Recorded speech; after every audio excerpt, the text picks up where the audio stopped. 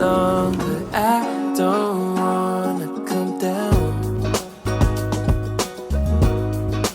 Caught up in a long free fall, you got me off of the ground. Sway for a minute, the plane moves side to side.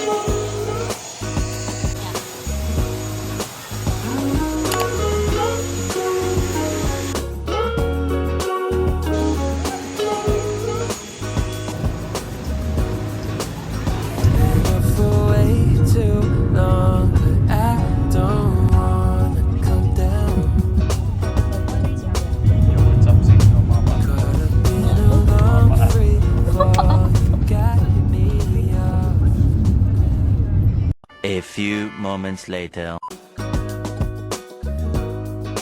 Hello, first stop in Siargao.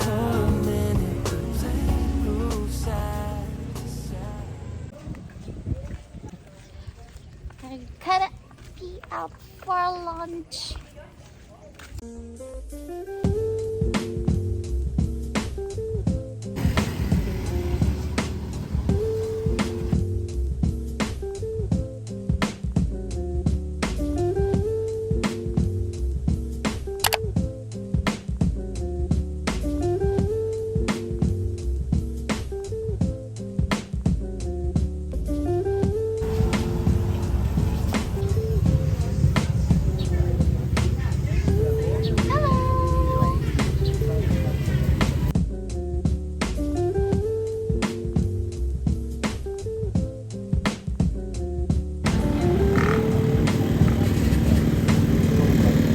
So here's what I got, a tapasilog and of course a mango shake, guys. And of course Bench got the Hungarian silog and a coffee latte.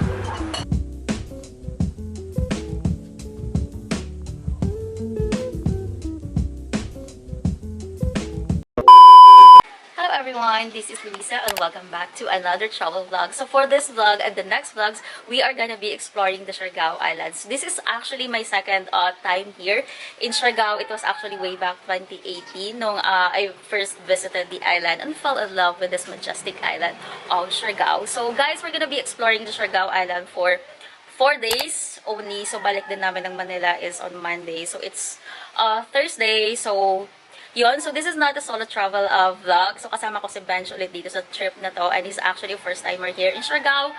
So yung flight namin kanina is actually super early, around 5:25 a.m. in the morning. So yung flight from Manila papunta sa may Sayak Airport sa Siargao is actually 2 hours and 15 minutes. So it's a direct flight. It's not a connecting flight kasi we actually decided na mas better yung direct flights instead of mag-connecting flight pa, which is from Manila to Cebu.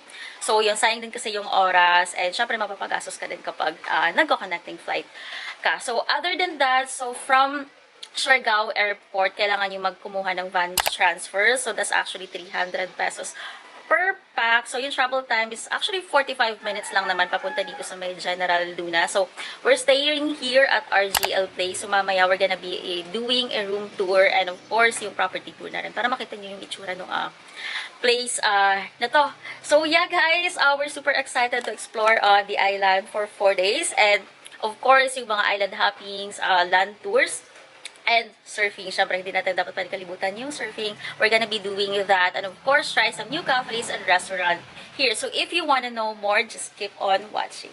Bye! So yeah guys, before we do the room tour, I'm going to tour you first dito sa may accommodation na kinuha namin, which is along General Luna lang siya. So, General Luna is actually the best place or area dito na pwede, na kung saan kayo pwede maghanap ng accommodation nyo kasi malalapit lang siya sa mga cafes and restaurants. So, hindi na kayo ganyan mahihirapan. So, yeah, let's start. So, yeah guys, we're staying here at RGL Place Siargao. So, there's their number if you wanna inquire. So, here's their property. Ito yung sa front. Ayan. So yeah, let's go in.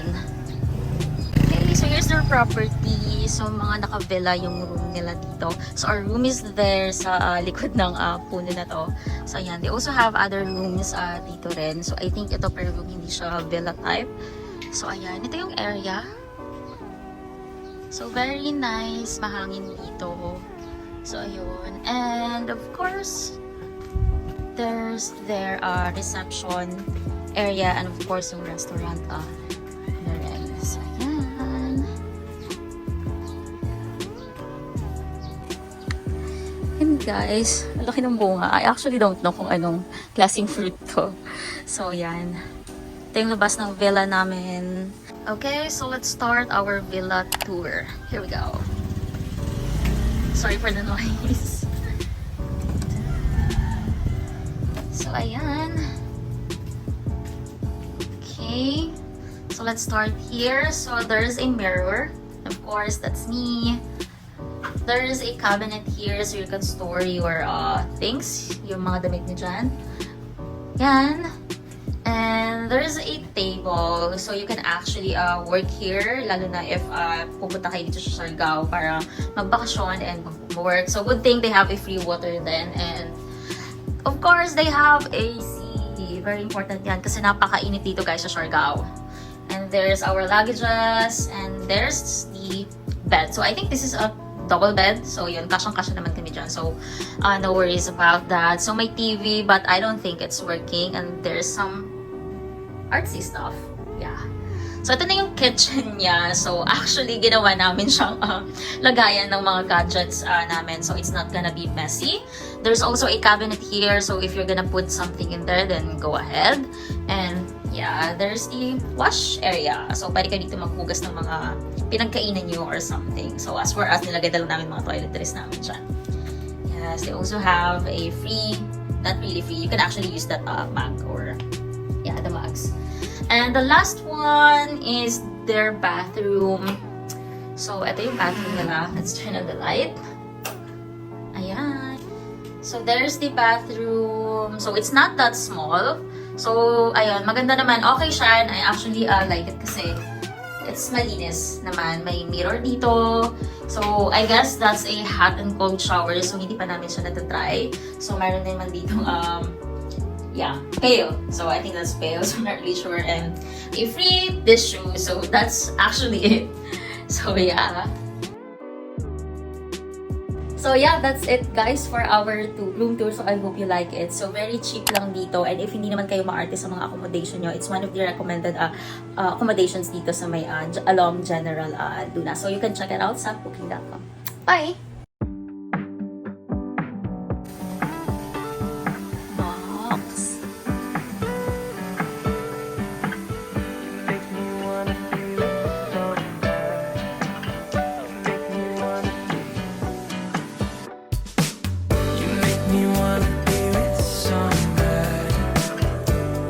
Things that I usually don't.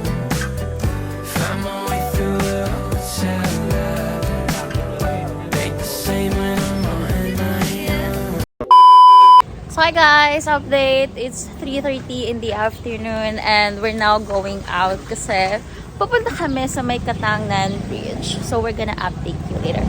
Bye! All my friends think I'm somebody, doing things that I wish they don't.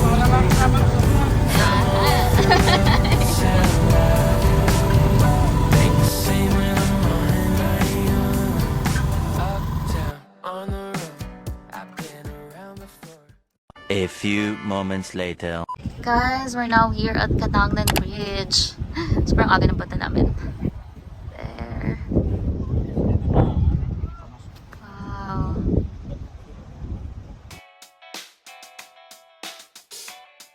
Hi.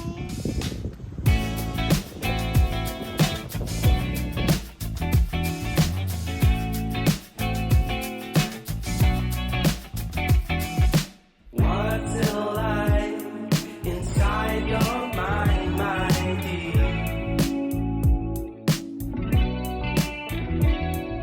And do you find it terrifying?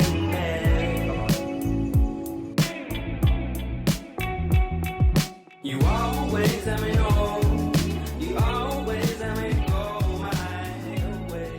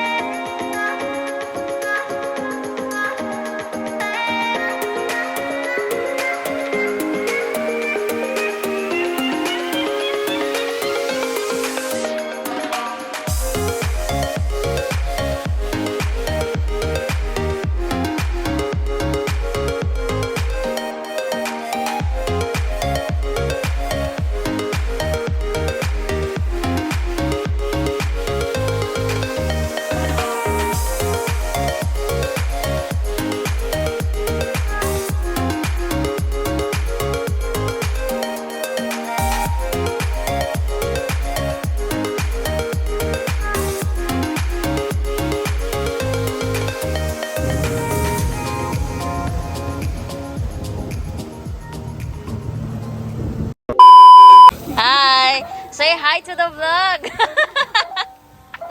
Say hello!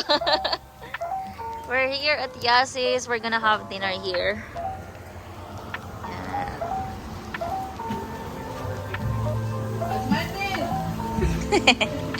Hello! Hello po! So we're gonna order C3 1 pack. And the halo halo special. Hi! Chicken! Another doggo. Our dinner for tonight, chicken barbecue.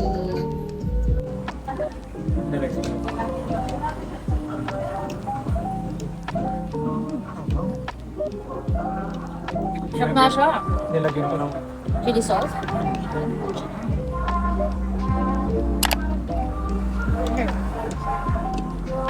Here's the special halo halo. Oh my god.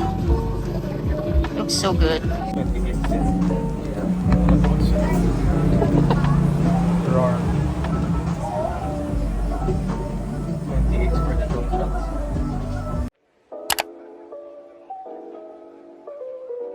So hi guys, update. It's currently 8 p.m. na in the evening. So actually kanina pa kami nakabalik dito ni Bench sa may accommodation namin and nakapag-wash up na kami and ngayon maaga kami matutulog kasi we're gonna have our land tour tomorrow and maaga yung start niya. So yeah, before that, super nag-enjoy pa lang kami kanina doon sa may Katangnan Bridge. So if you're going to Siargao guys, make sure na i-add nyo siya sa itinerary nyo and The best time is kapag sunset time. So, mga around 45 p.m. siguro pumunta na kayo. Tapos doon na kayo mag-chill. May mga nagtitinda doon ng balot, ice cream, iced coffees. Pwede talaga kayong tumambay.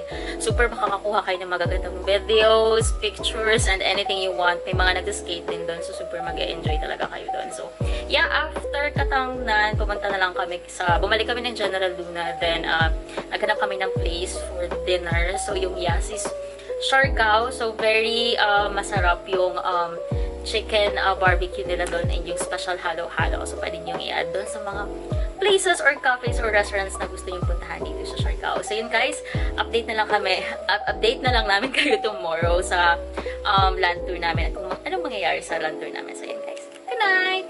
Bye! And that's it for the episode 1 of my Siargao travel series. I hope you guys enjoyed the vlog. And of course, please don't forget to like and share this video. And if you're new here, what are you waiting for? Hit the subscribe button. Yes po, now na. Charot na. So see you guys on the next Siargao episode. Bye! Following the linings on your cheek.